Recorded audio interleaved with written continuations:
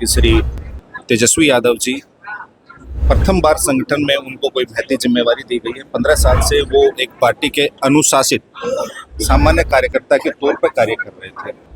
आदरणीय राष्ट्रीय अध्यक्ष श्री लालू प्रसाद जी ने और श्री तेजस्वी यादव जी ने सभी सदस्यों को ये आश्वासन और भरोसा दिलाया है। 2025 के चुनावी जंग में आरजेडी कहीं की नहीं रही, यानी बिहार की जो सबसे बड़ी पार्टी हुआ करती थी और जिस पार्टी का बिहार में एक छत्र राज हुआ करता था, जो लालू प्रसाद यादव बिहार की सत्ता के बागडोर को अकेले संभालने का काम करते थे, जो लालू प्रसाद यादव अपने विरोधियों को चारे खाने चित कर देते थे।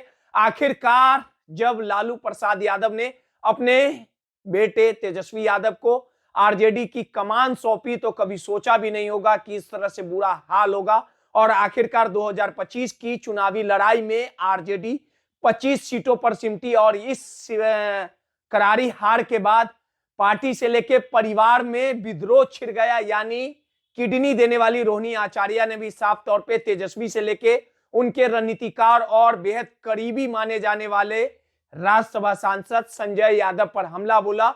और जैसे ही संजय यादव और तेजस्वी से रोहिणी आचार्य ने सवाल दागा था, हार की जिम्मेवारी लेने की बात कही थी, तो रोहिणी आचार्य को बेइज्जत करके घर से निकाल दिया गया था। और उसके बाद रोहिणी आचार्य ने पार्टी और परिवार से नाता तोड़ लिया था। लगातार रोहिणी आचार्य अपने भाई को आईना दिखाने का काम करती है। कुछ इसी कड़ी में कल जब राष्ट्रीय कार्यकारिणी की बैठक हुई और बैठक में अब आरजेडी के सर्वोसर्वा तेजस्वी यादव हुए, यानी राष्ट्रीय कार्यकारी अध्यक्ष।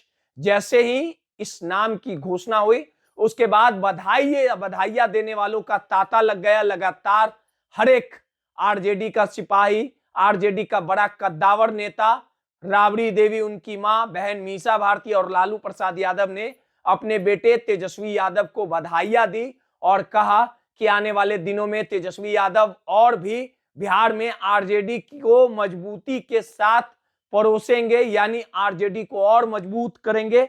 और जैसे ही इसकी घोषणा की जानकारी रोहिणी आचार्य के कान तक पहुंची, रोहिणी आचार्य ने साफ तौर पे अपने भाई को ट्वीट करके कहीं ना कहीं घेरने का काम किया और बताया कि अब ताजपोशी जो हुई है वो किस प्रकार से कठपुतली पर नाचेगा। यानी संजय यादव से लेकर तेजस्वी यादव को रोहिणी आचार्य ने घेरने का काम किया।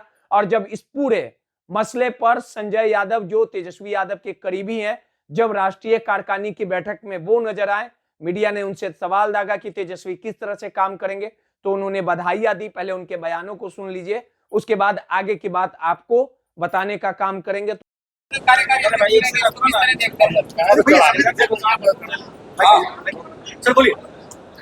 आज पार्टी की राष्ट्रीय कार्यकारिणी की बैठक में पार्टी के सभी सम्मानित हमारे वरीय नेतागण हैं, विभिन्न प्रदेशों से आए हुए प्रदेश अध्यक्ष और जितने भी हमारे कार्यकारिणी के सदस्य, विशेष आमंत्रित सदस्य थे, सभी ने एक मत में, एक स्वर में आदरणीय राष्ट्रीय अध्यक्ष जी के निर्देशानुसार जो पार्टी का प्रस्ताव था उस पर सबने सहमति जताई कि श्री तेजस्वी यादव जी प्रथम बार संगठन में उनको कोई महती जिम्मेवारी दी गई है। 15 साल से वो एक पार्टी के अनुशासित सामान्य कार्यकर्ता के तौर पर कार्य कर रहे थे, पार्टी संगठन की बात कर रहे हैं।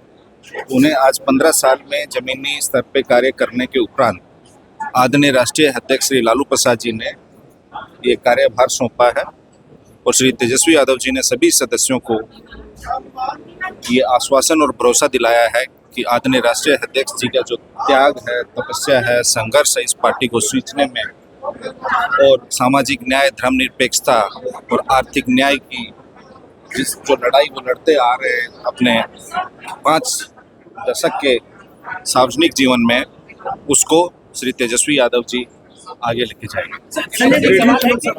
तो आपने सुना कि किस प्रकार से संजय यादव ने कहा कि तेजस्वी में वो बात है, तेजस्वी आरजेडी की नैया को पार ले जाएगा। बुरा दौर है, बुरे दौर से हम अच्छे दौर तक पहुंचेंगे।